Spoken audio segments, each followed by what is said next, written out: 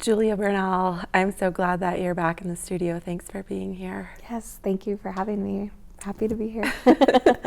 So one of the things, I think we've talked about it on the show before, and I've heard you talk about it, how the liberation of Indigenous people is liberation for all. Mm-hmm. Can you talk about that for people who might not understand that? Sure. And of course, I think that it can be interpreted many different ways, but I think for us and the way that we look at liberation is like these acts of shifting paradigms, because we live in a paradigm now, like our dominant paradigm, is within an economic system that views the natural world as natural resources, as ways to stimulate markets, or ways that show what type of wealth a nation state has.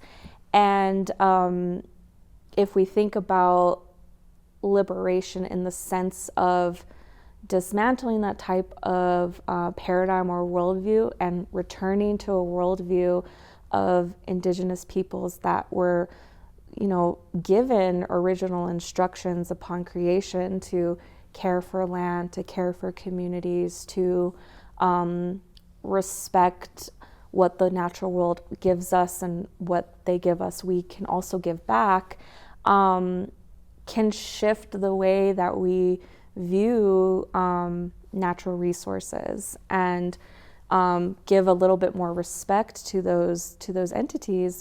I think Indigenous people across the world share a value that land and water and animals and plants are all part of our ecosystem, and we're a part of that ecosystem too. And so liberating ourselves from these concepts of viewing land as like property or putting things in an economic sense can also help us inch toward what we believe could be like true liberation.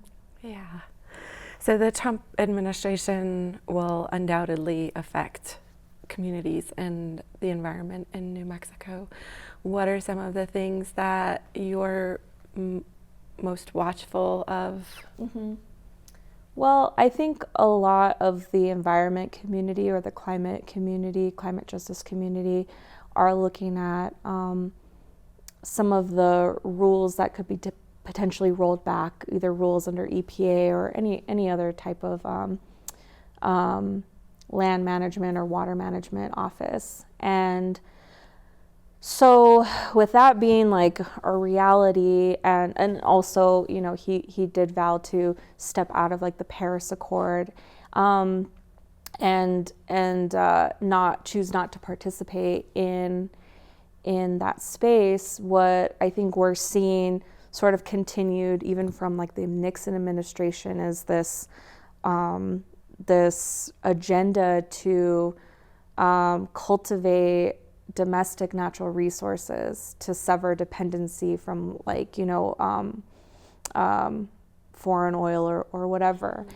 And what that means to like us, I think, for Native people and even populations that live in larger land masses, we will start to see the administration start to either incentivize or coerce or whatever the tactic is to develop those resources, because the government is at a place where I think they recognize that most of the natural resources that are still, existing in the U.S. are either on native lands or near native lands. And so this, there is going to need to be due diligence with tribes to help them develop natural resources, which, scares me a lot because, I come from a Pueblo community and shared values with other Pueblos that,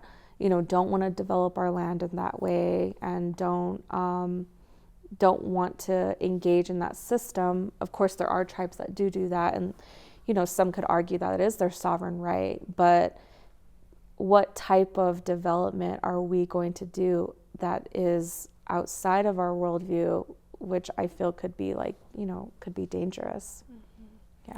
So I want to take us back to the tail end of the Obama administration.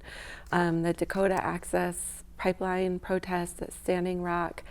What are some of the lessons that you feel came out of that movement and out of that attempt at resistance against the federal government, even a Democratic administration? Yeah. Well, I think that and I'm gonna kind of look towards like this new administration, what we will see is how quickly decisions can be made. Yeah. And we'll see how that system can benefit a right agenda. I think with Standing Rock, a lot of the water protectors and tribal members knew that Obama could have made that decision to stop, the Dakota Access Pipeline, and but blamed it on bureaucratic process or whatever the reason was for it not to halt that project. I think we will see how quickly things can happen in this new administration, and to me that just shows that this system can work for the wealthy. It can work for the right agenda, and even now, I think the Biden administration is also trying to rule through some new rules before before next year, and so it just shows me that if the government really wanted to make a decision on something, it could happen steadfast, but instead, we're I think the rose-colored glasses are going to come off, I think, in this next administration. Yeah. So I think it's entirely fair to say that there is a culture of toxic masculinity in this country that pervades politics and systems and just pervades our society. And I've heard you talk a number of times about Pueblo feminism with regard to natural resources, but also community. And I'd like to talk about what true leadership means when we think about something other than toxic masculinity and whiteness. Well, I think one thing that I've really noticed just with the election is that the two-party system has really polarized politics, and that then creates division in our communities. And I, as a grassroots organizer, but also as a Pueblo community member, don't want to feed into that division, because I can see that for what it is. These divide and conquer tactics are playing more and more in a role when we have very polarizing politics and are kind of dependent on this two-party system. And so I think when I talk about Pueblo feminism, what I think that encompasses for me is this act of rematriation and returning back to that value that we view our mother as the earth, as the river, and so much of a mother's role is care, nurturing, love, respect, and those are the types of values that I want to align with my people on, not what political agenda they agree with or don't agree with, because that, again, can create that division that we just don't need. We need alignment. We need to be together. We need to be a strong force. And of course, that's something that we learned from the Pueblo Revolt as well, as these strong alignments with our communities is what can make change actually happen.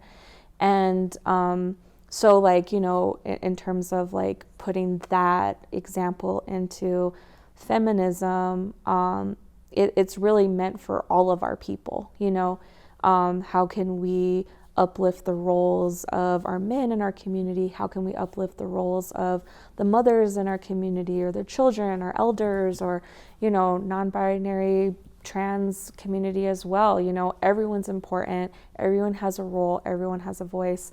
And so again, looking beyond like what Trump's administration, what that agenda is going to bring into the next 4 years, let's try to like look beyond that and align on those values that I think is really important for us to protect like in this moment too. Yeah. Thank you, Julia. I appreciate you being here and I appreciate you. Thank you so much, Lara.